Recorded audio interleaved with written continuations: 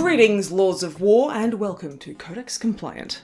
Let's venture into the cold and dark lands of 6th edition 40k where things somewhat escalated. From 3rd to 7th edition, vehicles in Warhammer 40,000 used variations of the same basic rules. Essentially, each facing of a vehicle, front, side and rear, had an armour value. Once you landed a hit on one, you'd roll a d6 and add it to the strength of the attack. If the number you ended up with equaled the value of the side the attacker was facing, it was a glancing hit, and if it exceeded the armour value, it was a penetrating hit. Very generally speaking, it was hard to kill something with glancing hits unless you got a lot of them, but penetrating hits were able to one-shot a vehicle relatively easily.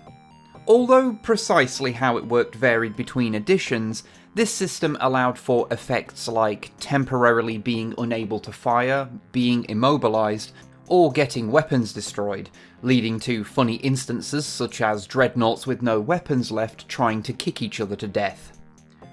Good times. And of course, if you want to experience this system in a modern game, a version of it is still used in the Horus Heresy to this day. But like any system, it had its cons as well as its pros. One of the downsides was that for much of its use in 40k, once you scored a successful attack, a Rhino and a Land Raider were basically the same thing. A penetrating hit was a penetrating hit, regardless of how large the vehicle was. Another was that the system kind of capped out at around Land Raiders, because a 14 armour value was the highest the system could reasonably support, as Strength 10 ranged weapons were very rare when the system was devised.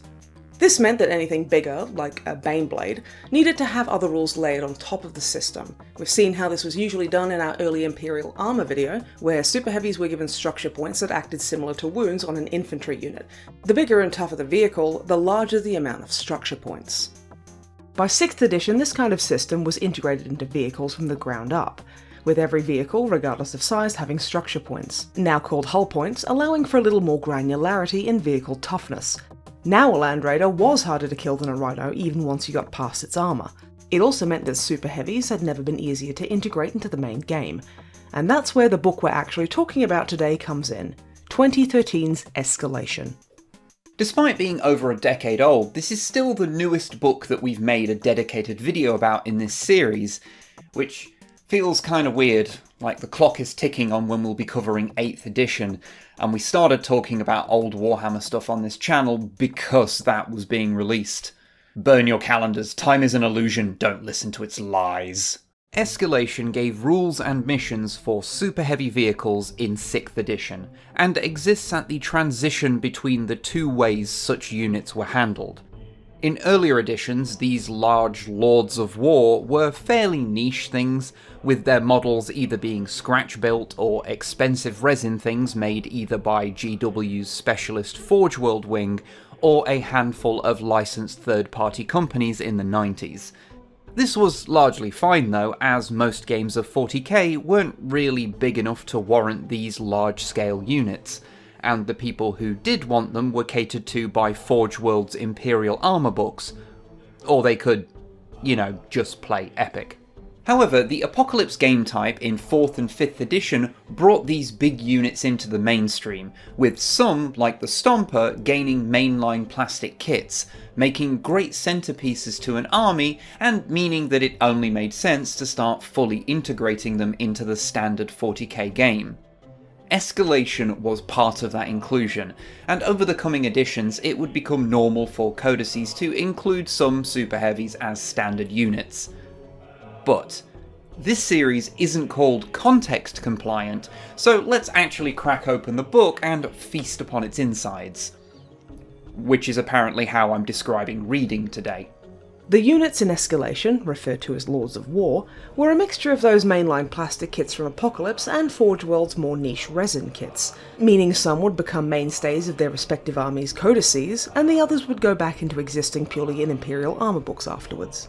To be specific, those units were the Baneblade and all of the variants that you could build with that kit for the Imperial Guard, the Thunderhawk gunship for the Space Marines, the Lord of Skulls for Chaos, the Obelisk, Tesseract Vault and Transcendent Catan for the Necrons, the Stomper for the Orcs, the Revenant Titan for whatever flavour of Eldar you liked, the Tiger Shark for the Tau, and the Harridan for the Tyranids.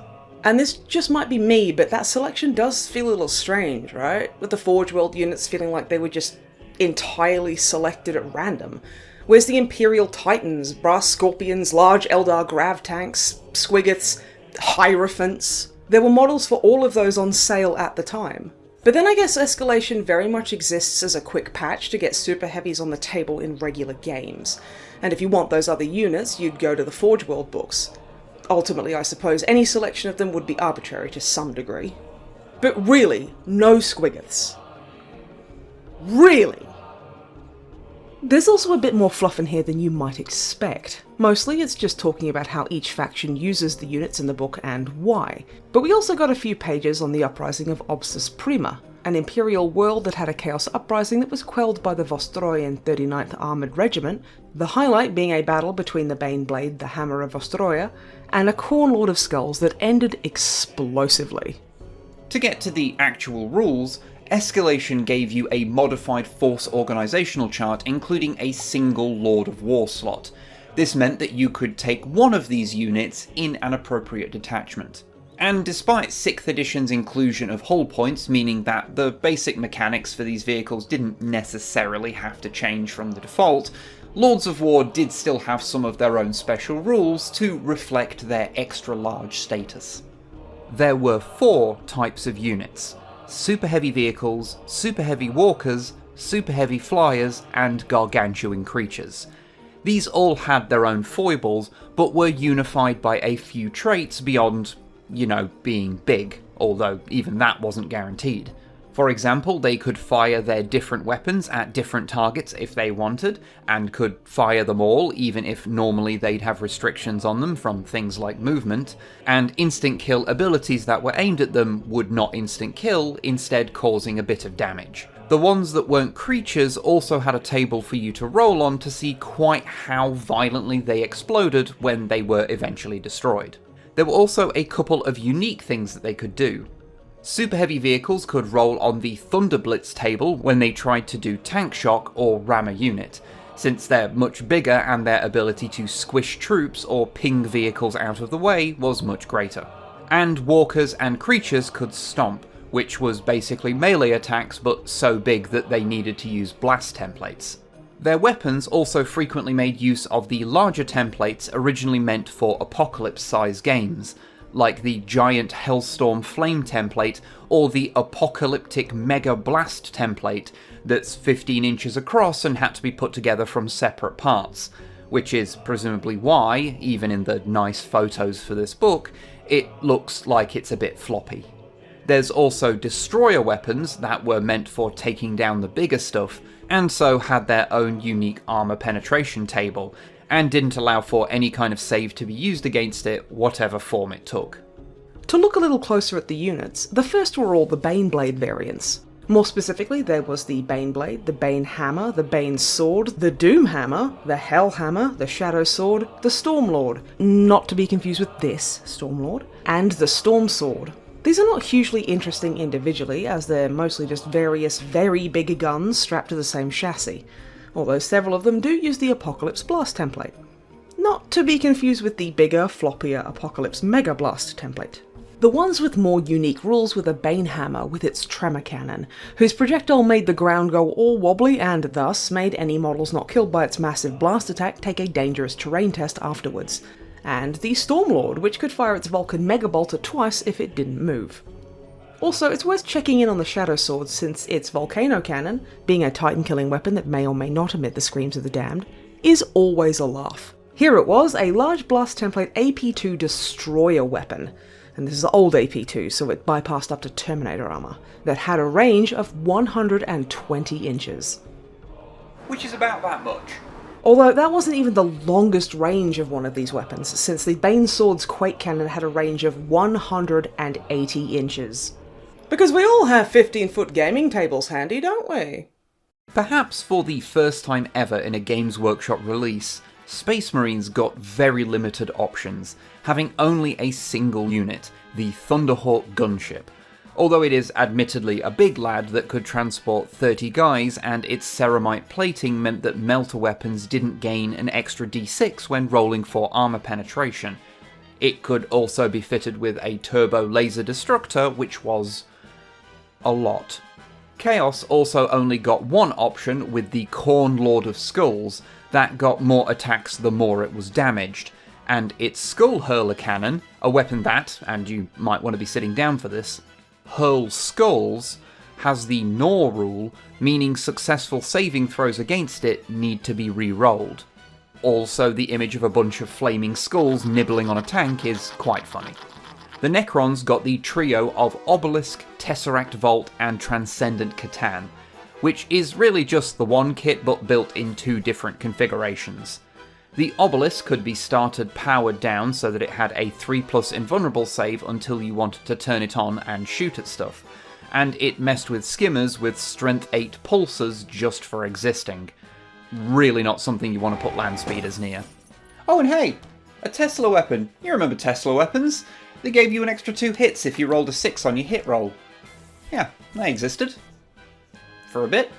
The Tesseract Vault, or perhaps to put it less euphemistically, a collection of shards of various gods jammed together and caged to serve the Necrons, is a huge model that you can give a couple of devastatingly powerful abilities to, most of which using one of the large templates, including one that uses the big floppy one.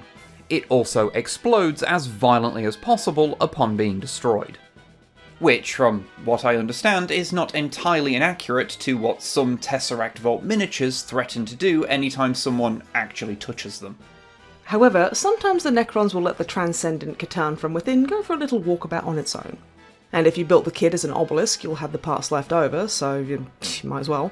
A Transcendent Catan could take the same powers as the Vault, as well as some unique stuff like Transliminal Slide, where it ghosts through things in the movement phase doing strength D hits to anything it passed through, and just like the Vault, it explodes incredibly violently upon death. It's also the first thing in here that's not a vehicle. It's a gargantuan creature, so it uses the standard unit stat line. Its stats are just really, really good. Although the mini itself isn't actually that gargantuan, but I suppose it's a god, kinda, so it can do and be whatever it wants. The Stomper was up next, which gave the Orcs exactly what they desire most: more Dakka. The most interesting piece of which is its Super Gatler that fires 2d6 strength 7 shots but has 2 special rules. Psycho Dakka Blaster, note the exclamation point, that is not optional, meant that the weapon could fire 3 times per turn, so it was really a 66 shot weapon. However, the work click click rule meant that if you got a double on any of those 2d6 rolls, then the gun had expended all of its ammunition, and would not fire for the rest of the game after that attack, making all of the Orcs around it really sad. The Eldar and Dark Eldar got to share the Revenant Titan, which is the smaller Eldar Titan if you are like us and forget which is the Revenant and which is the Phantom, and is the most expensive mini in this book points-wise at 900 points. Although it's not the most expensive money-wise, that's the Thunderhawk. Or at least they were when we started making this video. During production, both Eldar Titans were delisted on the Warhammer web store, so how expensive an official one is now is in the hands of the secondary market, which is rarely kind. The Revenant had holofields that could deflect attacks, even destroyer ones, and had jump jets, so these things could bounce all over the battlefield like no one's business. It could also be given sonic lances, which use the big Hellstorm flame templates in an interesting way, since they aren't measured from the model, but up to 18 inches away from it. So it's an auto-hitting template weapon that doesn't even need to be right next to you to hit you with the giant template. That always wounds on a 3+ and is AP2. I'm starting to see why these were 900 points. After that we had the Tau Tiger Shark, which could poop out gun drones during its movement phase. And finally the Tyranid Harridan, the other gargantuan creature in here, which is also technically an open-topped transport for gargoyles, which is equal parts conceptually strange and weirdly adorable. The last part of the book was dedicated to missions built around Lords of War.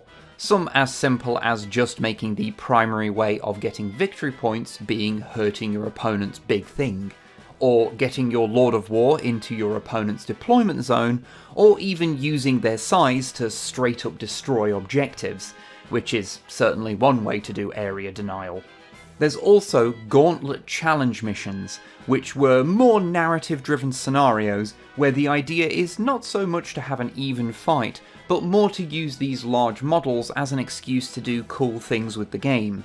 There's Dead City Rampage, where the attacker had a Lord of War and the defender didn't. Defiant to the End was a mission where one side had just a Lord of War and the other had a regular army that's cost was the Lord of War plus 1,000 points.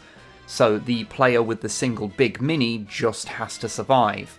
And finally there's When Titans Clash, where armies with Lords of War got to roll on an additional traits table. And so that was 2013's Escalation, an interesting little artifact from an edition of the game that was gone before we even knew it. 6th edition was only around for just under 2 years, and by the time of 7th, super heavy units were so normalised in the mainline game that we'd end up with a faction made entirely of them. And we could have a discussion about whether units of this size really belong in a standard game of 40k, especially whole armies made of them, or if such things warp the game around them and so are probably best kept for special occasions.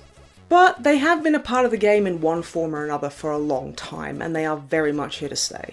Plus, selfishly, we love our Shadow Swords and Knights far too much to actually ever want them gone. One thing that is a little interesting about Escalation is how it mixed the niche resin cast Forge World minis with the more mainstream plastic kits, in a way you didn't really tend to see outside of whenever GW put out a new Apocalypse book. Nowadays, Forge World doesn't really exist in a particularly meaningful way, as the minis it made have all been absorbed into the unified Warhammer brand. If you're not familiar with which minis they made, the main way to tell Forge World minis apart on the Warhammer web store is by looking for the ones with the most emphatic safety warnings. But historically, you usually only saw Forge World minis in the Imperial armor books with their own particular presentation style, or, more often unpainted, on a plain white background. So to see a big splash of a Thunderhawk photographed next to regular Marines in the mainline 40k house style in a mainline 40k book feels a little odd, although it's obvious there was still some distance they wanted to keep between the two types of units, since there's a little showcase part of the book, and there's no glamour shots of the Forge World minis, only the ones you could buy in nice multi-part plastic kits from your local Games Workshop. But if nothing else, this book probably helped keep a dream alive. The dream that one day, maybe, if we all wish really, really hard, GW will make a plastic Thunderhawk. That'll probably cost £300. Still gonna buy one though. Oh yeah. I'll be mad about it, but I mean like...